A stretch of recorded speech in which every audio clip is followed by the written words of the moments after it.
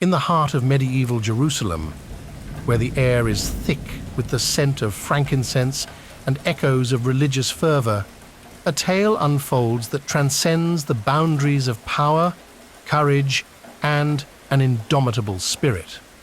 At the center of this narrative stands a young monarch, King Baldwin IV, whose destiny was shaped by the cruel touch of leprosy. Born to the opulence of royalty, yet bound by the shackles of an insidious disease, Baldwin IV's life became a testament to the triumph of the human spirit in the face of adversity.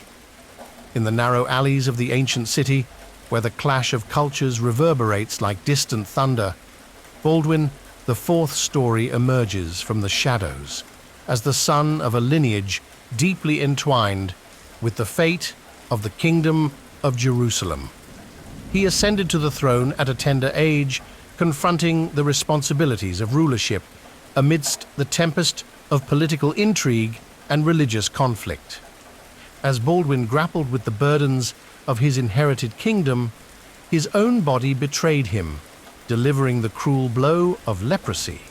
Yet in the face of this relentless adversity, the young king exhibited a resilience that defied the expectations of both friend and foe. His reign became a saga of battles against external foes like the formidable Saladin and internal struggles for succession, all while he battled the relentless disease that sought to claim him. Within the walls of the storied city, where the clash of swords and the murmur of prayers melded into a unique symphony, Baldwin IV's legacy unfolded. A tale of a monarch who, despite the physical limitations imposed upon him, dared to grasp the scepter of leadership with unwavering determination.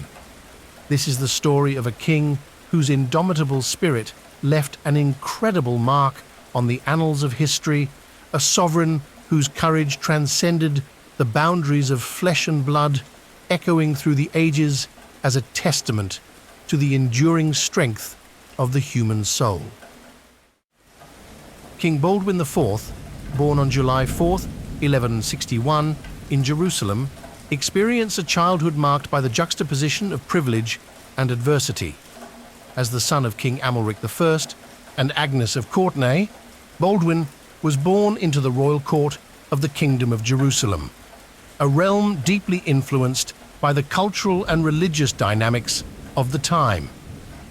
In 1161, the Kingdom of Jerusalem was a crusader state established in the Levant during the First Crusade in 1099.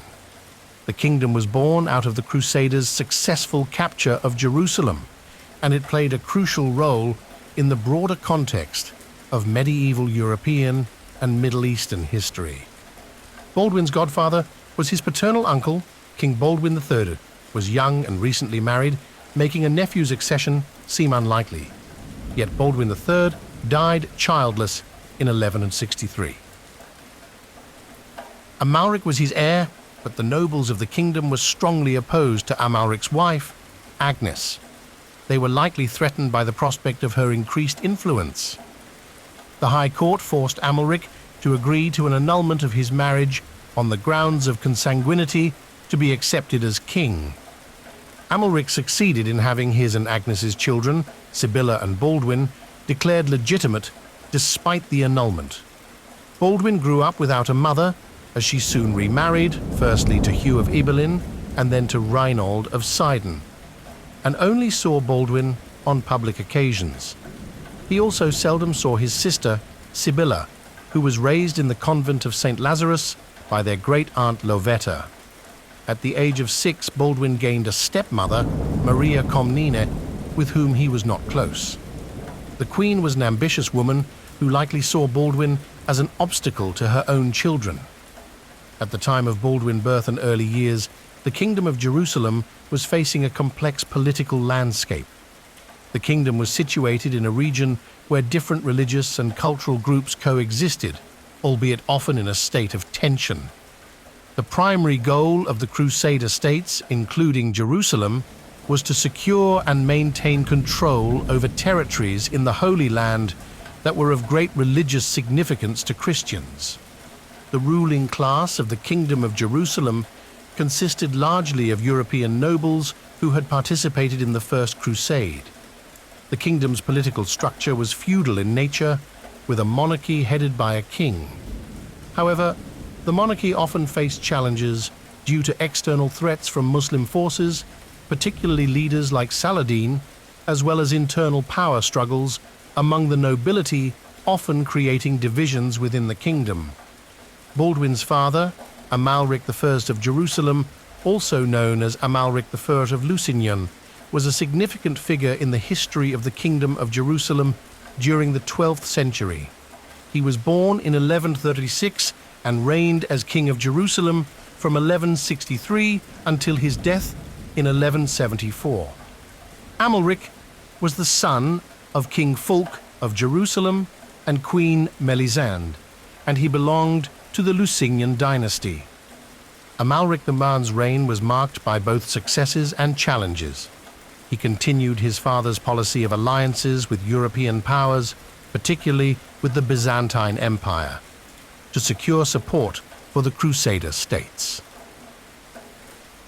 Amalric was part of military conflicts, including clashes with Muslim forces led by leaders such as Saladin. Amalric I was married to Agnes of Courtenay. Agnes came from a noble background, being the daughter of Jocelyn II of Courtenay, Count of Edessa, and Beatrice of Sion. Their marriage was arranged, as was common among royalty during that time, and it was a part of the political strategies aimed at strengthening alliances within the Crusader states. The Kingdom of Jerusalem and other Crusader principalities, though surrounded by Arab Muslim states, were ruled by Franks, French-speaking Catholics who had arrived after the First Crusade from Western Europe and remained Western in culture. Amalric ensured that Baldwin, as the heir to the kingdom, received a good education. The 9-year-old prince was sent to live with William of Tyre, a sophisticated and well-traveled cleric who was famed for his learnings and teachings. William noticed that, unlike other children in the playground, Baldwin did not cry when pinched by his peers. After a while, it became apparent to the tutor that Baldwin could not feel pain in his right arm. Baldwin's father hired well-skilled Arabs to treat Baldwin and to teach him horse riding, an essential skill for a Frankish nobleman and a necessity for any knight. Having sensation in only one hand, Baldwin needed to learn to control the horse in battle using solely his knees and mastered riding despite the disadvantage. Leprosy was suspected, but there were no visible symptoms yet, and physicians hesitated to diagnose because of the stigma the boy would face. With leprosy, the medical understanding and treatment of the disease were limited.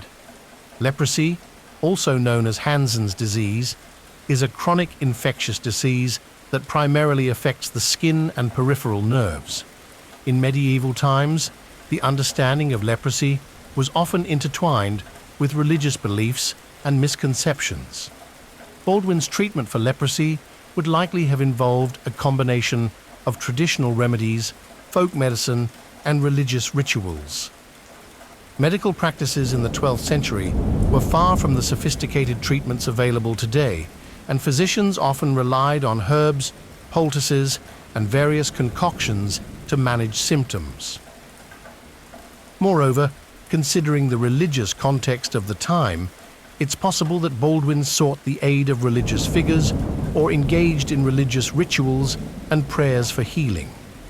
Leprosy was often associated with sin in medieval Europe, and individuals afflicted with the disease were sometimes stigmatized and isolated.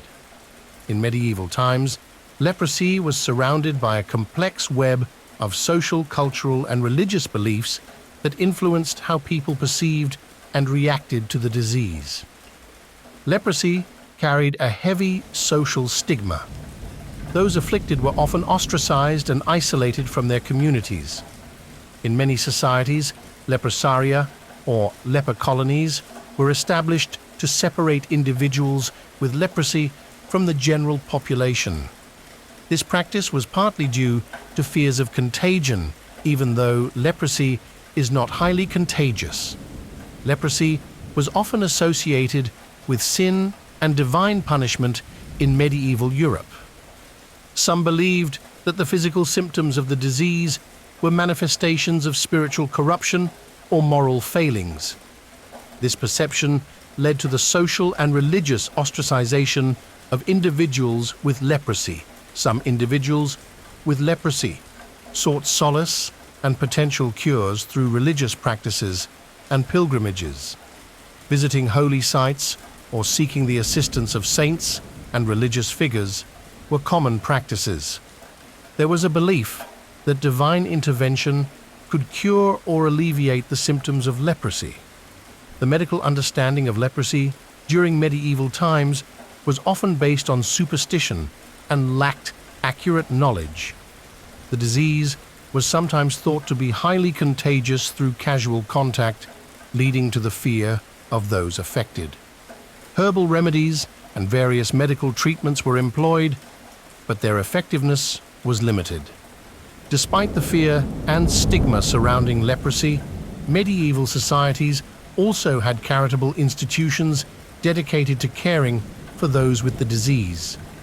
Monastic orders, in particular, established leprosariums where individuals could receive basic care and support.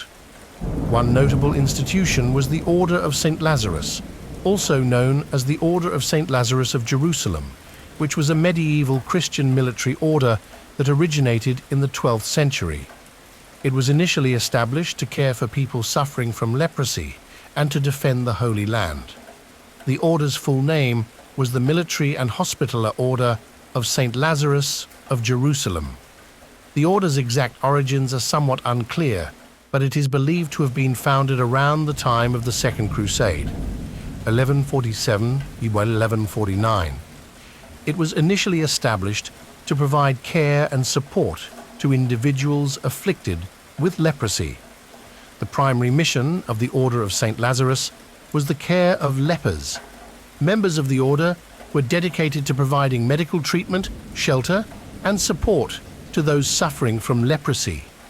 Over time, the order expanded its activities to include the defense of the Holy Land.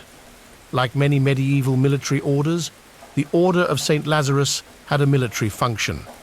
Members of the order were expected to defend the Christian territories in the Holy Land. They participated in battles against Muslim forces and played a role in the broader context of the Crusades. In addition to their military duties, the order operated hospitals and hospices, particularly for those with leprosy. The care of the sick and the defense of the faith were central to the order's mission. Had Baldwin's diagnosis been made when he was a child, there is a chance that he would have been required by law to enter the Order of St. Lazarus. However, due to his royal status, this is debatable. In 1174, King Amalric led an expedition into Egypt, aiming to extend his influence and control in the region. During the campaign, an unfortunate incident occurred. Amalric fell from his horse and was severely injured. The injuries proved fatal, and Amalric died shortly thereafter. The exact details of the accident are not well documented, and historical accounts vary in their descriptions. Upon Amalric's death, the High Court convened to discuss the succession. Though he had not yet been diagnosed, the High Court must have been aware of the royal physician's suspicions that Baldwin had contracted leprosy. Yet there was no viable alternative. Baldwin was the king's only son. From his second marriage, Amalric had 2 daughters, of which only Isabella survived infancy. Female succession was expressly allowed, but Sibylla was an unmarried adolescent and Isabella was only 2 years old. The male candidates, Amalric's cousins, Prince Bohemond III of Antioch, Baldwin of Antioch, and Count Raymond III of Tripoli, were politically unsuitable. Bohemond was bound to distant Antioch, Baldwin in the service of Byzantine Emperor Manuel I Komnenos, and Raymond virtually a stranger to the barons after 9 years spent in Muslim captivity. After 3 days of deliberations, Baldwin IV was chosen, with the expectation that a husband would be found for Sibylla to succeed him if he proved to be affected. The young king's coronation by the Latin Patriarch of Jerusalem, Amalric of Nesle, took place immediately in the Church of the Holy Sepulchre. Medieval rulers were normally crowned on Sundays, but in Baldwin's case, 15th of July 1174 was chosen instead because it was the 75th anniversary of the First Crusade's seizure of Jerusalem. Until he reached the age of majority, which was 15 in the Kingdom of Jerusalem, Baldwin needed a regent to rule in his name. The government was initially assumed by the seneschal, Miles of Plancy. Shortly thereafter, Count Raymond III of Tripoli arrived in Jerusalem and succeeded in claiming regency as the king's closest kinsman. Miles was murdered while trying to extend his hold on the government. No new seneschal was appointed for 2 years, and so the young and sickly king presided over burdensome high court meetings when the regent was away on military duties or in Tripoli. Baldwin's mother, Agnes, returned to court when Raymond became regent. She is frequently accused by historians of exploiting her son's condition for self-gain, but the contemporary sources, including Baldwin's tutor, William of Tyre, are biased against her. Having grown up without her since the age of 2, Baldwin had no memories of his mother, but she became devotedly kind to him, and he developed a strong attachment to her. During the regency, it became clear that the king was indeed affected by leprosy. It is not clear from whom he caught it, but it must have been someone with whom he spent a lot of time and who did not exhibit easily visible symptoms. Puberty may have accelerated the development of the lepromatous form of the illness. His condition worsened rapidly. Most severely affected were his limbs and face, which made his subjects uneasy when they approached him. Yet, contrary to the common practice and to the surprise of Muslim observers, Baldwin was never segregated. As a leper, Baldwin could not marry or expect to have children. It thus became a priority to arrange a marriage for Baldwin's sister and heir presumptive, Sibylla. Raymond's choice was William of Montferrat, son of Margrave William Pfeiffer of Montferrat in Piedmont, Italy, and cousin of both the Holy Roman Emperor Frederick Barbarossa and King Louis VII of France. On the second anniversary of his coronation, 15th July 1176, Baldwin reached the age of majority and Raymond's regency lapsed. At the suggestion of his mother, the king appointed his loyal and capable maternal uncle, Jocelyn of Courtenay, to the office of seneschal and arranged for him to marry a rich heiress, Agnes of Milly. The change in government signaled a new Frankish approach to the Egyptian ruler Saladin, who had been allowed by Raymond to encircle the Crusader states by conquering Muslim principalities in Syria. Baldwin did not ratify Raymond's peace treaty with Saladin, firmly agreeing with Jocelyn that the Sultan's power needed to be curbed. As soon as he took over the government, Baldwin began planning a full-scale attack on Egypt with his advisors. The king took advantage of Saladin's campaign in Aleppo to lead a raid around Damascus. This was his first experience of warfare. Despite having use of only one hand, he refused to delegate his military duties and took part in fighting. He and his advisors then decided to intervene in Saladin's war against the Order of Assassins.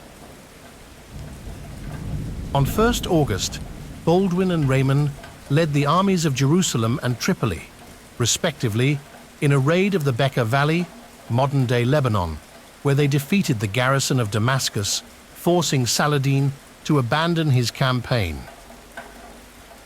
William of Montferrat married Baldwin's sister Sibylla in November 1176, despite misgivings of the nobles who no longer trusted his cousin Emperor Frederick's ability to aid the kingdom.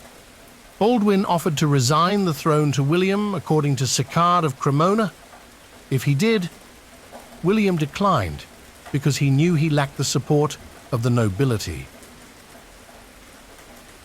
In order to carry out his attack on Egypt, Baldwin needed naval support. He thus sent Raynald of Chatillon to lead an embassy to Emperor Manuel, Raynald's stepson-in-law, in Constantinople in the winter of 1176-77. Manuel agreed to take part in the invasion in return for the establishment of Byzantine protectorate over the kingdom and restoration of the Orthodox Patriarch Leontius II in Jerusalem. As Raynald's mission was successful, Baldwin consented to his marriage with the Lady of Ultra-Jourdain, Stephanie of Milly. In April 1177, William of Montferrat fell sick with malaria in Ascalon, of which he had been made count on his marriage to the king's sister. Baldwin visited him and became gravely ill too. William died in June, leaving Sibylla pregnant and Baldwin incapacitated without a deputy ahead of a major war offensive. The king entrusted the government and military command to Raynald, snubbing the Count of Tripoli. Baldwin's first cousin, Count Philip the Bean of Flanders, arrived in the east in September. He brought to Baldwin financial aid from another cousin, King Henry II of England. Henry was invested because he and Baldwin both belonged to the Angevin family.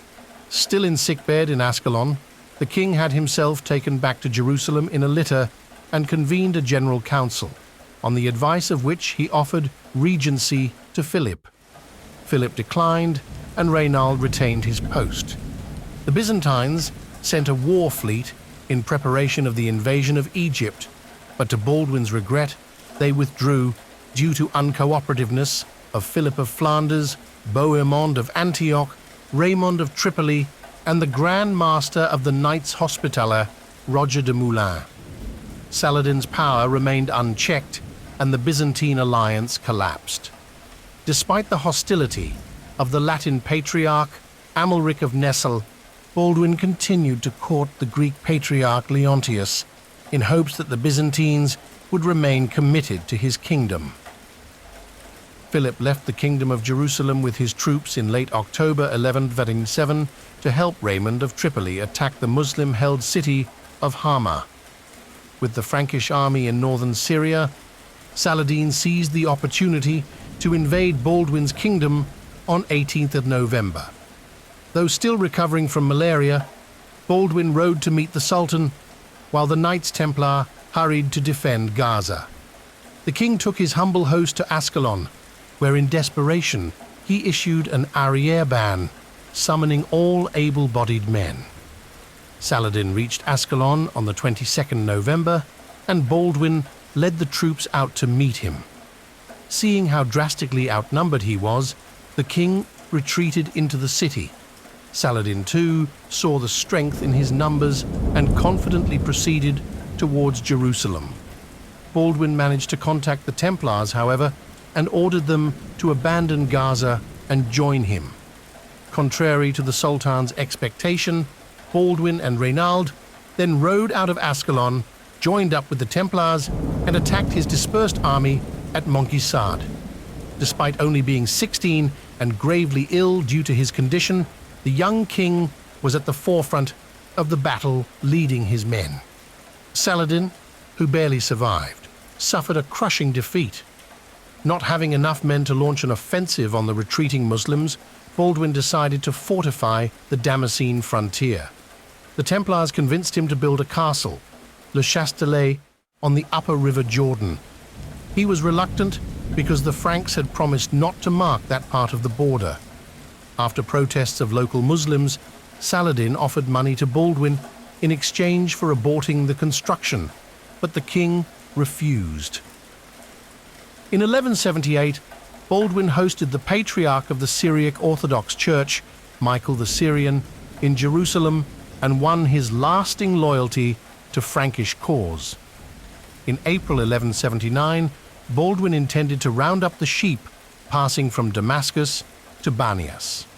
Saladin's nephew Farrukh Shah was sent to investigate the king's movement, but suddenly ran into him and a skirmish followed.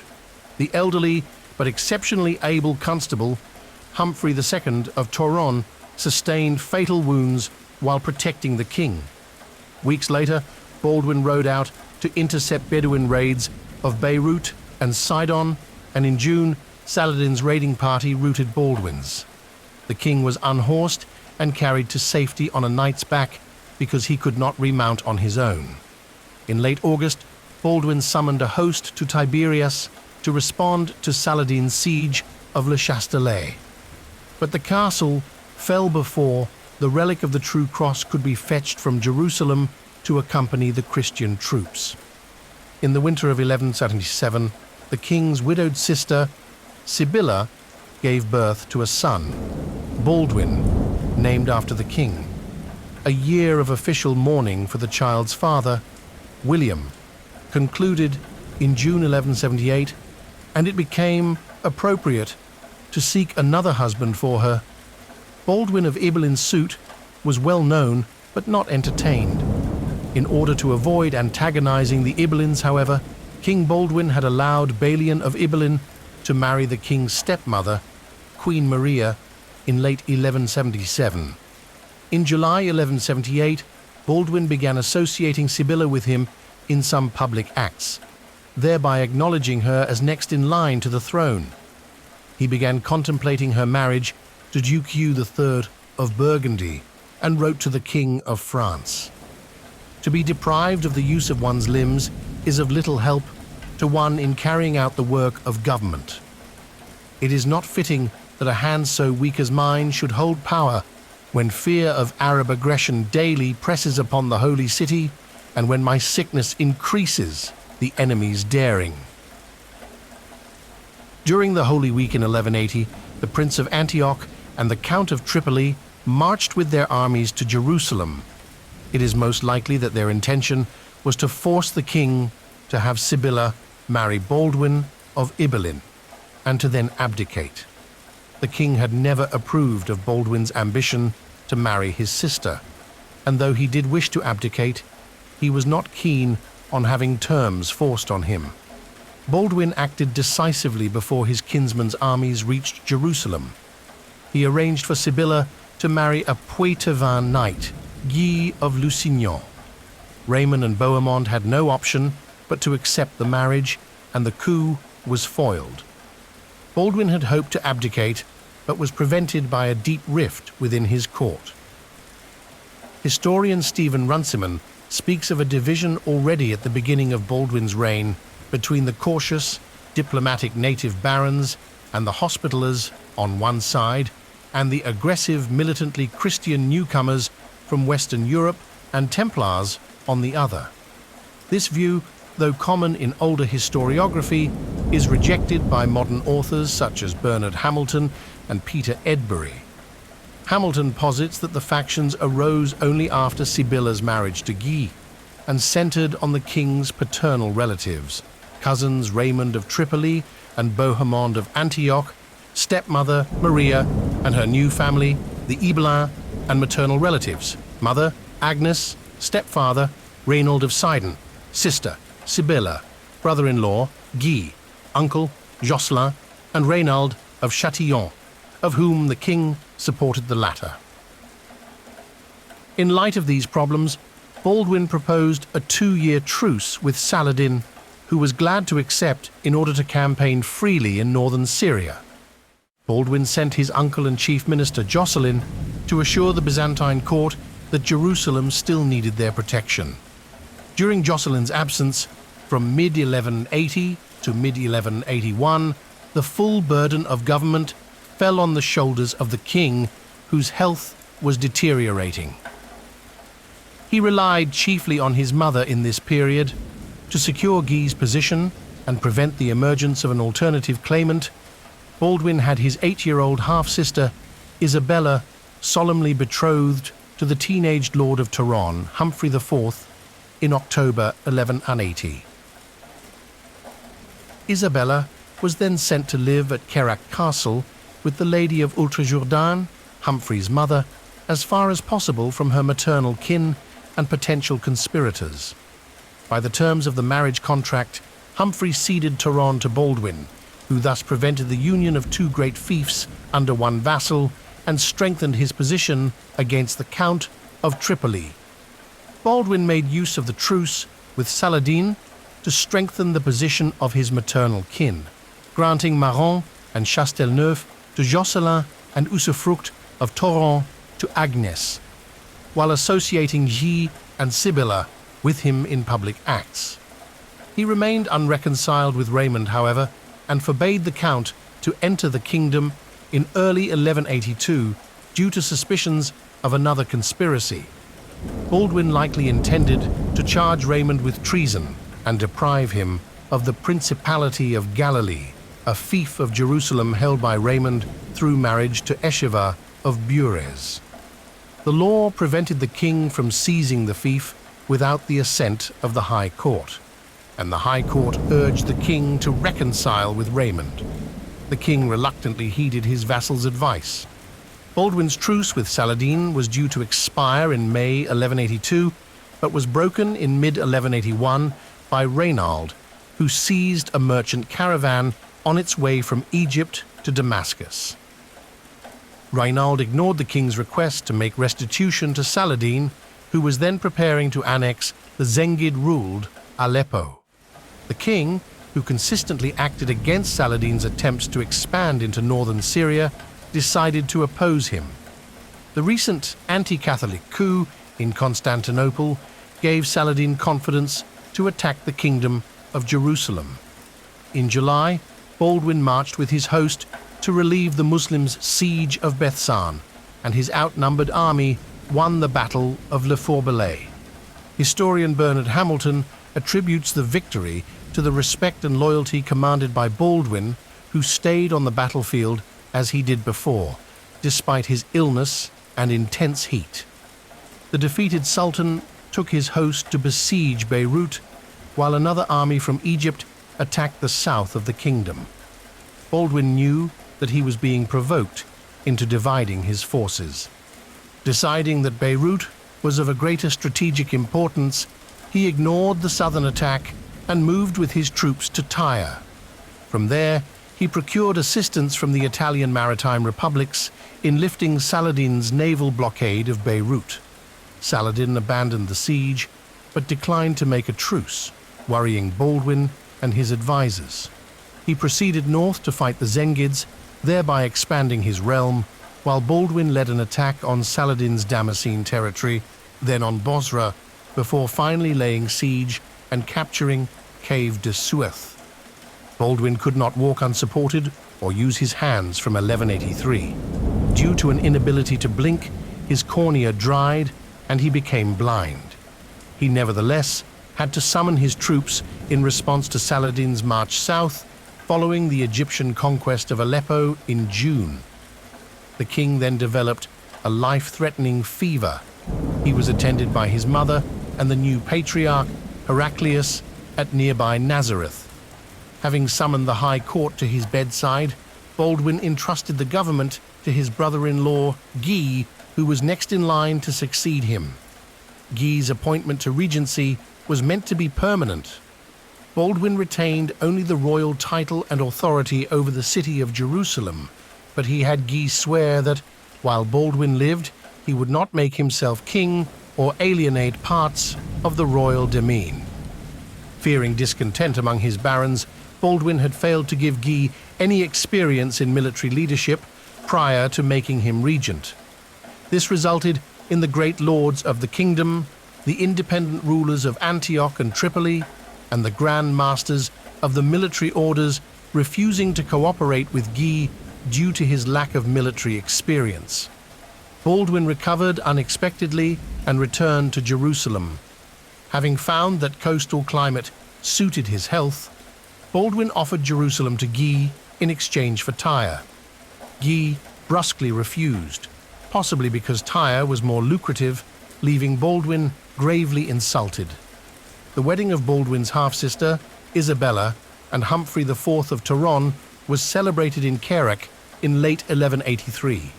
Saladin attacked during the festivities and laid siege to the castle, hoping to capture the king's half-sister and her husband.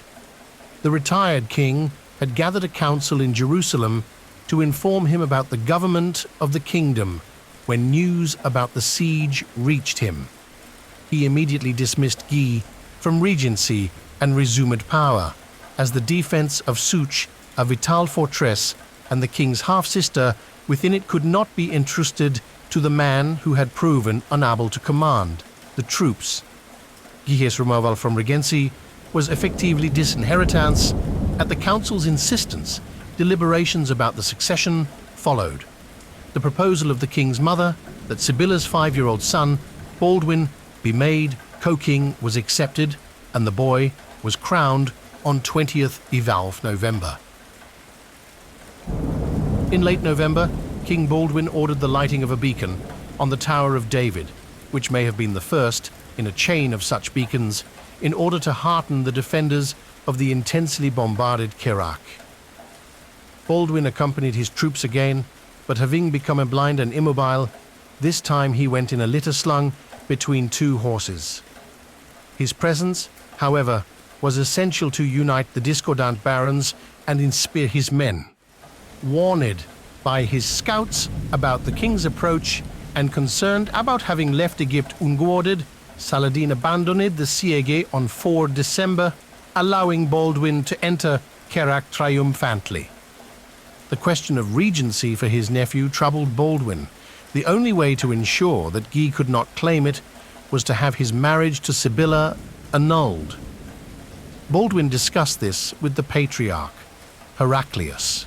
The king may have intended to claim that he had forced his sister to marry Guy and that the marriage was unlawful because of that.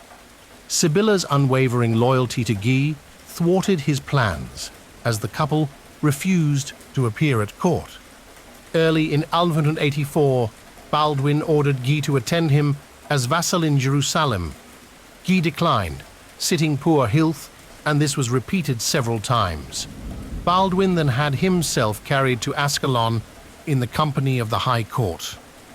Guy refused to let him into the city. From the battlements and towers, the inhabitants witnessed the king ceremoniously raised his hand to knock on the gates and demand admission only for the gates to remain closed. The king was welcomed in Jaffa, however, where he installed a governor, thereby depriving Guy of half of his county. In Acre, Baldwin summoned his council, probably to gain support to seize Guy's fief on the grounds of refusal of the royal summons. The patriarch and the Grand Masters begged Baldwin to forgive Guy in order to avoid a civil war.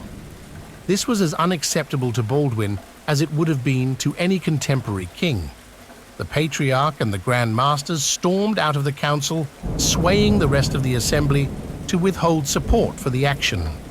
Baldwin was reconciled with the patriarch and the Grand Masters by June, when he sent them to Europe on a diplomatic mission to seek aid for the kingdom. He informed them by letter that Saladin was once more besieging Kerak. Again, Saladin abandoned the siege when the litter-bound king approached with his army. Once in Kerak, Baldwin ordered and financed the reparations of the damaged castle. In late 1184, Baldwin was shocked to learn about Guy's massacre of the Bedouin of the royal fief of Darum, who were under royal protection and who provided information about the Egyptians' movements. He soon developed a fever. When he returned to Jerusalem in late 1184 or early 1185, Baldwin bestowed regency on Raymond of Tripoli, the man whom he had never trusted, but to whom he could find no better alternative. At the time, he expected to survive the illness, having done so twice before, but within weeks it became apparent that it would be his last. On his deathbed, he summoned the High Court to appoint a permanent regent for his nephew, Baldwin V, and Raymond was chosen. The dying king then ordered that homage be rendered to his nephew as king and to Raymond as regent, to be followed by a solemn crown-wearing ceremony at the Church of the Holy Sepulchre. Baldwin IV died, attended by his vassals, in March 1185, or before 16th May 1185 at the latest, when Baldwin V is recorded as the sole king. He was buried in the Church of the Holy Sepulchre, close to his father, King Amalric. Young Baldwin V died the next year at the age of 9 from a suspected illness. Sibylla, who succeeded her son, made Guy king. Baldwin IV's realm was destroyed by Saladin following his decisive victory over Guy at the Horns of Hattin in 1187, followed by the capture of Jerusalem. Sibylla and their daughters died in 1190, leaving Isabella I as the heir to the defeated kingdom. The capture of Jerusalem by Saladin was a pivotal moment in the history of the Crusades. The city had been under Christian control since its conquest by the First Crusade in 1099. Saladin's victory at the Battle of Hattin in July 1187 set the stage for the subsequent capture of Jerusalem. After the battle, he swiftly moved to besiege and ultimately take control of the Holy City. The fall of Jerusalem to Saladin led to widespread reactions in Europe and prompted the launch of the Third Crusade to reclaim the lost territories. In the annals of history, the life of King Baldwin IV of Jerusalem stands as a testament to the indomitable human spirit. Against the backdrop of medieval tumult, where the clash of swords echoed in the narrow streets of Jerusalem, King Baldwin emerged as a beacon of courage and resilience. Afflicted by the relentless grip of leprosy, he defied the limitations of his body and ascended to the throne, leading his kingdom through the crucible of conflict with Saladin. Baldwin's unwavering dedication to duty, his strategic prowess on the battlefield, and the poignant dance of politics within the royal court define his legacy. In the face of physical deterioration, he became a symbol of perseverance, demonstrating that true strength emanates from the depths of character. As Baldwin grappled with the complexities of succession, navigating the treacherous waters of familial loyalty and political intrigue, he sought stability for the Kingdom of Jerusalem. His decisions, including the appointment of his sister's son as co-king, unfolded against a backdrop of uncertainty, adding layers of depth to his character. The tale of Baldwin IV is not just a historical narrative, it is a chronicle of the human experience. A story of triumph in adversity, of a sovereign who, despite the limitations of his mortal coil, carved his name into the storied pages of the Holy Land. His life reminds us that in the face of insurmountable odds, the human spirit can shine brightest, leaving an enduring legacy etched in the stones of Jerusalem and in the hearts of those who draw inspiration from his journey through the crucible of time.